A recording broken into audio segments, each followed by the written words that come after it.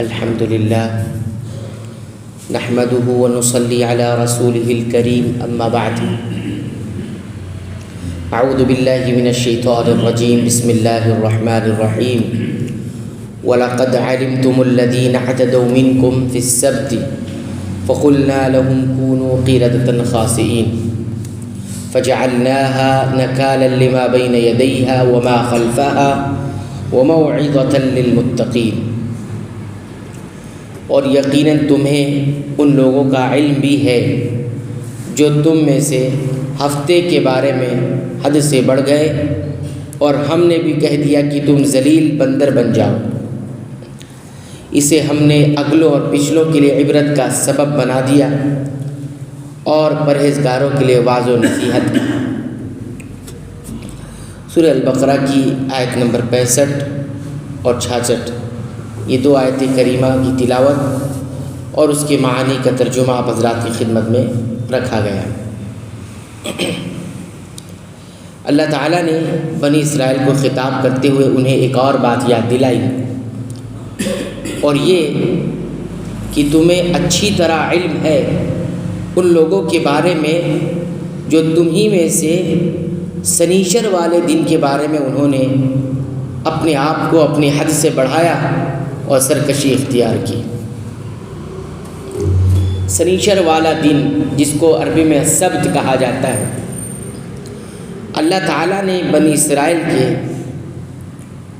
کچھ لوگوں کو سنیچر کے بارے میں یہ حکم دیا تھا کہ اس دن ان کے اوپر کام کرنا، دنیاوی اور شکار کرنا، یہ چیزیں ان پر حرام تھی۔ روک کے رکھا تھا انہیں کہ ایک دن جو ہے اپنے آپ کو عبادت کے لیے فارغ کر لو، خالی کر لو۔ اور یہ کرنے کے بعد، یہ حکم دینے کے بعد اللہ تعالیٰ نے انہیں آزمایا کہ یہ اپنے اس کام میں سچے ہیں یا نہیں۔ کیسے آزمایا؟ اللہ رب العالمین نے سنیچر والے دن جو یہ حکم دیا تھا، اس دن ان کے لیے مچھلیوں کو ان کے لیے ظاہر کیا۔ شکار منع کیا تو شکار کے لیے جو مچھلیاں ہوتی تھیں، اس مچھلی کو اللہ رب العالمین دریا میں، سمندر میں ظاہر کرتا، یعنی خوب مچھلیاں ان کے لیے اچھل کر سامنے آتی، یعنی اتنی مچھلیاں ہوتی کہ جو پانی سے اچھل کر انہیں دکھائی دیتی تھی۔ اور کہا کہ اس دن تمہیں کیا کرنا ہے؟ شکار نہیں کرنا۔ تو انہوں نے ایک چال چلی، چال یہ کہ منع کیا گیا ہے سنیچر والے دن شکار نہیں کرنے کا، تو انہوں نے جمعہ والے دن، ایک دن پہلے، یوم الجمعہ، جمعہ والے دن جال لگا دیتے۔ انہیں معلوم تھا کہ سنیچر والے دن کیا ہوگا، مچھلیاں خوب آئیں گی، لہذا جال وہ ایک دن پہلے لگا دیتے۔ اس کے بعد کیا کرتے؟ سنیچر والے دن جال میں ساری مچھلیاں پھنس جاتی۔ پھر یوم السبت، جس دن منع کیا تھا اس دن وہ شکار ہو جاتا، اور اگلے دن یعنی اتوار والا دن ہوتا جس کو یوم الاحد کہتے ہیں، اگلے دن وہ شکار لے لیتے، وہ شکار اس میں پھنس جاتا، مچھلیاں پھنس جاتی۔ اس طرح سے انہوں نے حیلہ بنایا اور اللہ کی اس طرح سے انہوں نے نافرمانی کی۔ تو اللہ رب العالمین نے یہی کہا کہ تم اچھی طرح ان لوگوں کو جانتے ہو کہ انہوں نے اس طرح سے اپنی حدوں کو پار کیا تھا اور حیلہ سازی کے ذریعے اور چالاکی کے ذریعے سے سرکشی اختیار کی تھی، ان کو اچھی طرح تم جانتے ہو۔ اس وقت اللہ تعالیٰ نے ان سے یہ کہا فَقُلْنَا لَهُمْ كُونُوا قِرَدَةً خَاسِئِينَ، اب تم نے ہماری بات نہیں مانی، اور بات نہیں ماننے کے لیے تم نے ایک حیلہ بنا لیا، ایک چالاکی بنا لی، چور دروازے تم نے کھولے۔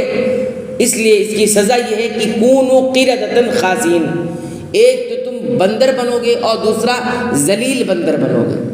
قِرَدَةً خَاسِئِينَ، باعزت طور پر نہیں بلکہ ذلت کے طور پر یہ، اور واقعی ایسا ہوا بھی کہ وہ لوگ کیا ہو گئے؟ بندر بن گئے۔ قرآن کی دوسری آیات سے اس کی وضاحت ہوتی ہے۔ پھر آگے اللہ تعالیٰ نے فرمایا فَجَعَلْنَاهَا نَكَالًا لِمَا بَيْنَ يَدَيْهَا وَمَا خَلْفَهَا، ہم نے پھر اسے، یعنی یہ جو سزا تھی، اس سزا کو ہم نے اگلے اور پچھلے سب کے لیے ہم نے نکال بنا دیا۔ نکال کس کو کہا جاتا ہے؟ عبرت کو۔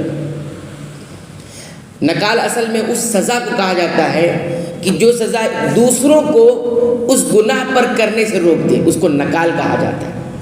یعنی ایسی عبرتناک سزا کہ دوسرے دیکھ کر ڈر جائیں اور اس طرح کی گناہ نہ کرنے لگیں۔ تو فرمایا فجعلناها، یا تو اس بستی کو بطور عبرت بنا دیا، یا پھر وہ جو سزا تھی وہی بطور عبرت اگلے اور پچھلوں کے والی ہو گئی۔ اگلے اور پچھلوں سے مراد یہ ہے کہ وہ لوگ، وہ بستیاں جو آس پاس تھیں، ان کو معلوم ہوا کہ اس بستی میں عذاب نازل ہوا، اور بعد میں آنے والوں کے لیے بھی وہ عبرت کا سامان رہے کہ یہ وہی بستی ہے کہ جہاں پر اس طرح کا جرم اور اس طرح کا گناہ ہوا تھا، اللہ کی نافرمانی ہوئی تو حیلہ سازی کی گئی تھی، وہ یہ بستی ہے جس پر سزا ہوئی اور یہاں کے لوگ بندر بنا دیے گئے۔ اور اس کے بعد نکال لما بین یدیہا وما خلفہا، اور پھر ہم نے وموعظۃ للمتقین، دوسری تقوی والوں کے لیے اور اللہ کا حکم ماننے والوں کے لیے ہم نے اس کو نصیحت بھی بنا دی کہ جو اللہ کا تقوی اختیار کرتا ہے، اللہ سے ڈرتا ہے، اسے یہ بھی معلوم ہو جائے، اس کا دل نرم ہو جائے اور اس کے دل میں اور رقت پیدا ہو جائے۔ تو ایک واقعہ، ایک سزا جو پچھلی قوموں پہ آتی ہے، وہ ایک طرف تو گناہ کرنے والوں کے لیے، جرم کرنے والوں کے لیے عبرت بھی بنتی ہے، اور دوسری طرف اچھے لوگوں کے لیے، تقوی والوں کے لیے یا اللہ سے ڈرنے والوں کے لیے وہ موعظت یعنی وعظ و نصیحت کا بھی سامان بن جاتی۔ تو یہ بنی اسرائیل کو یاد دلایا گیا کہ تمہارے ساتھ تمہارا گروہ انہوں نے اس طرح سے حرکتیں کی تھی، اس لیے ان کے ساتھ یہ سزا اپنائی گئی۔ اب دیکھیے، انسان گناہ نہ چھوڑے اور گناہ کرنے کے لیے مختلف قسم کے ہیلے اور بہانے کے راستے سے وہ گناہ کرے، مختلف قسم کے ہیلے لگا کر گناہ کرے۔ پہلی بات تو سمجھنا چاہیے انسان کو کہ اللہ نے جس چیز سے منع کر دیا تو منع کر دیا، اس میں پڑنا نہیں چاہیے، اس میں جانا نہیں چاہیے، کوئی بھی گناہ ہو۔ یہاں تو صرف ایک معصیت کی بات تھی، اللہ آزماتا، یاد رکھیں جس چیز سے اللہ رب العالمین منع کرتے ہیں اس چیز کی چاہت بھی انسان کے اندر ڈالتے ہیں، کیوں آزماتا ہے۔ آدم علیہ السلام کو پھل کے قریب اور پیڑ کے قریب جانے سے منع کیا تھا، علماء نے ذکر کیا، صرف منع کرنے کا مطلب یہ تھا کہ اس پھل کی چاہت اور ڈالی گئی تھی، اور اگر صرف منع کر دیتا اور چاہت ہی نہیں ہوتی تو امتحان ہی ختم تھا۔ تو لہذا ہر گناہ کی چاہت انسان کے اندر ہے، نفس اس کی طرف بھاگتا ہے، یہ آزمائش ہوتی ہے۔ انسان کو اگر معلوم ہو جائے کہ یہ معصیت گناہ ہے تو نہیں پڑھنا چاہیے۔ آپ دیکھیے سماج اور معاشرے میں آج کے دور میں آپ دیکھیے لوگ سود کے اندر پڑے ہوئے، سود کی طرح اور بہت سارے حرام کاروبار میں معاملات میں پڑے ہوئے، اور اس کے لیے مختلف بہانے بھی ان کے پاس ہیں، مختلف قسم کی چالاکیاں بھی ان کے پاس ہیں، اور مختلف کمزور ترین فتووں کا سہارا بھی لے لیتے ہیں۔ ایک طرف سنگینی ہے اس کو نہیں نظر جاتی ان کے اوپر، اور دوسری طرف کمزور قسم کی چور دروازے ہیں وہ یاد رہتے ہیں۔ یہ انسان کے اپنے اندر کا جو چور ہے، اندر کی جو خرابی ہے وہ اصل ہے۔ مختلف قسم کے بہانے تلاش کر حرام کاریوں میں رہتے ہیں۔ یہ اصل میں اگر کوئی ایسا کرتا ہے جانتے ہوئے بھی تو اسے یاد رکھنا چاہیے کہ علماء یہ کہتے ہیں کہ ان کے اندر یہودیوں کی صفت ہے، گرچہ وہ مسلمان ہوں گے لیکن ان کے اندر یہودیوں کی صفت ہے، حرام کاری کر کے مختلف چور دروازوں سے۔ تو بہرحال اس آیت کریمہ سے ہم تفصیل سے بھی دیکھیں گے کون کون سے وہ تمام باتیں ہیں جو ہیلے کی سازی کے ذریعے کی جاتی ہیں ان حرام کاریوں کو یا ان گناہوں کو۔